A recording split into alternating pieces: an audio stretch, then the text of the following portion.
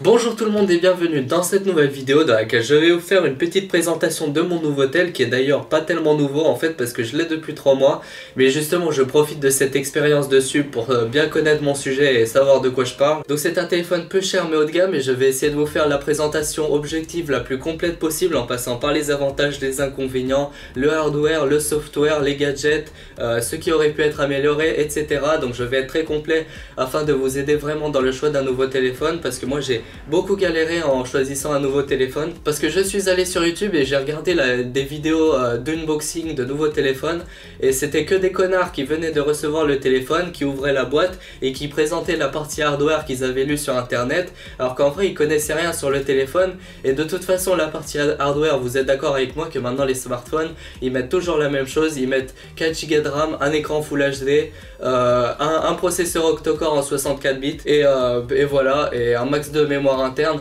Tout ça pour vous dire qu'en gros c'est pas le hardware qui va jouer, c'est vraiment les performances du système et l'optimisation, parce que les iPhones vous voyez très bien ils ont un dual core, ils ont un écran même pas Full HD et pourtant ils baissent le game tellement ils sont performants. Et d'ailleurs j'ai une notification. Ça se trouve j'ai reçu des nudes.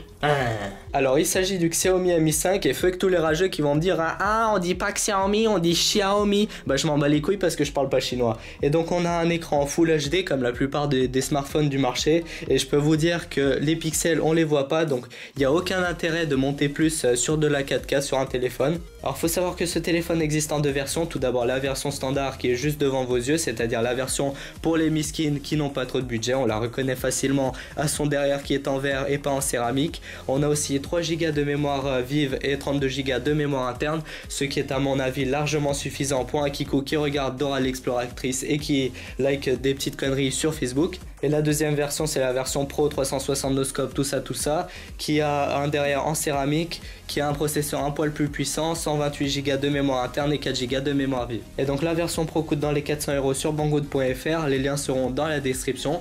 Elle est à mon avis du coup plus réservée pour les petits patrons qui ont un max de thunes à claquer dans un iPhone 7 pour regarder Dora l'exploratrice, mais cette fois en Full HD. Alors on commence par le design qui est aussi propre et soigné que celui d'un iPhone. Il est également fait en aluminium, il est très fin et possède un écran de 5,2 pouces très optimisé étant donné que comme vous pouvez le voir, il n'a pas beaucoup de bords. Ensuite les rageux vont dire que l'arrière en verre glisse dans la main, or c'est du mytho. On a ici du plastique de merde comme l'arrière de la plupart des téléphones. Ça glisse, on est d'accord. Et ici on a du verre. Ça glisse pas. Par contre je peux pas nier que sur n'importe quelle autre surface ça drift tellement que vous pouvez faire du snowboard avec hein. Mais après c'est un compromis, à vous de choisir. Ensuite il roule avec un quad-core 64 bits et baisse 98% des octa-cores du marché qui ont des cœurs aussi puissants qu'une TI-82. Donc retenez que c'est pas le nombre de corps ni leur cadence qui compte.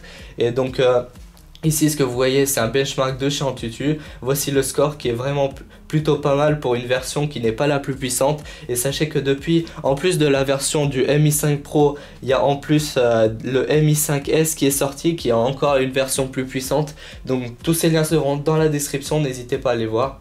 Et puis en rapidité, comme vous pouvez le voir, les applications se lancent quasiment avant que je clique. Par contre ils chauffent en forte utilisation de la Wi-Fi et en jeu.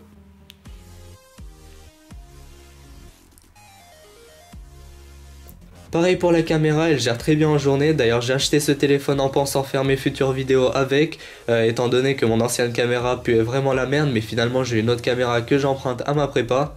Mais plus la merde en masse luminosité, mais ça c'est valable sur tous les smartphones étant donné que le capteur est limité par la taille du smartphone.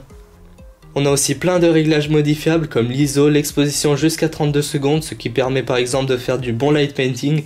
Par contre on peut pas changer la résolution photo et ça c'est bien de la merde. Et donc en vidéo on monte jusqu'en 4K, on a le mode ralenti 120 images par seconde et le mode accéléré. Et puis en ce qui concerne la caméra frontale, je la trouve vraiment très bien, on a même un truc qui s'appelle le mode beurette. On met le lissage à fond, on le met sur haut, hop. Et bim, vous êtes une beurette de luxe. Je tiens aussi à dire qu'il y a une petite testicule qui fait la stabilisation mécanique de la caméra. En fait ça fait qu'on n'a pas de saccade quand on marche en filmant par exemple, et ça c'est vraiment bien pensé. Ensuite du côté software c'est MIUI 7, c'est tout ce qu'il y a de bien chez Android mais avec la propreté et le design de chez Apple. Ça fait en gros que c'est aussi beau que Apple mais compatible à tout, vous lui mettez n'importe quel format que ce soit vidéo, audio ou photo, et ben il s'en bat les couilles, il va le lire.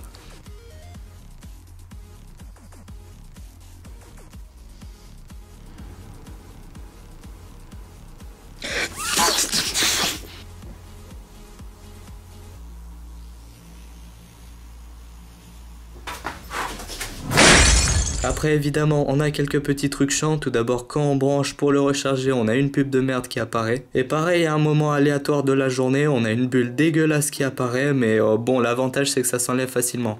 Ensuite, si on regarde du côté RAM, il y a 3 Go mais seulement 1,7 sont utilisables. Je trouve donc que c'est peu et que c'est mal optimisé, mais personnellement je m'en fous étant donné que le téléphone se débrouille toujours pour jamais saturer la RAM, donc il restera toujours fluide même avec 1,7.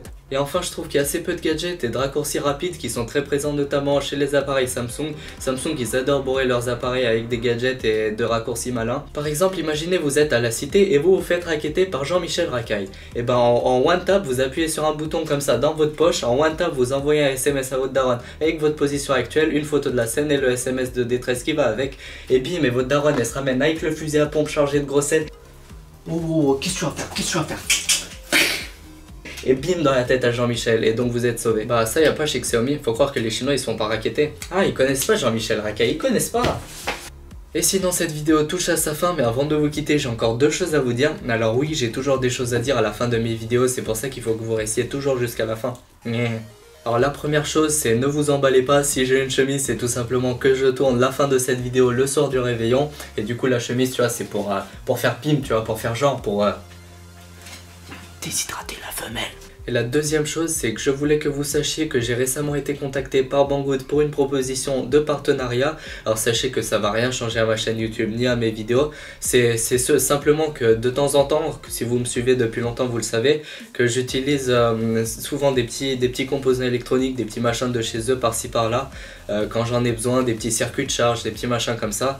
Et du coup maintenant l'avantage c'est que j'aurai ces petits composants gratuitement, et en échange je mettrai juste le lien du produit dans la description. Et pour ceux qui connaissent pas, Banggood c'est un site d'achat en ligne tout comme Amazon, sauf qu'il y a beaucoup plus de produits qui sont intéressants pour moi étant donné que ça concerne beaucoup le bricolage. Il y a des petites caméras, des petits drones, des pièces de drone, des hélices, des petits moteurs, des composants électroniques, il y a bref tout, il y a même des petits outils, des forêts.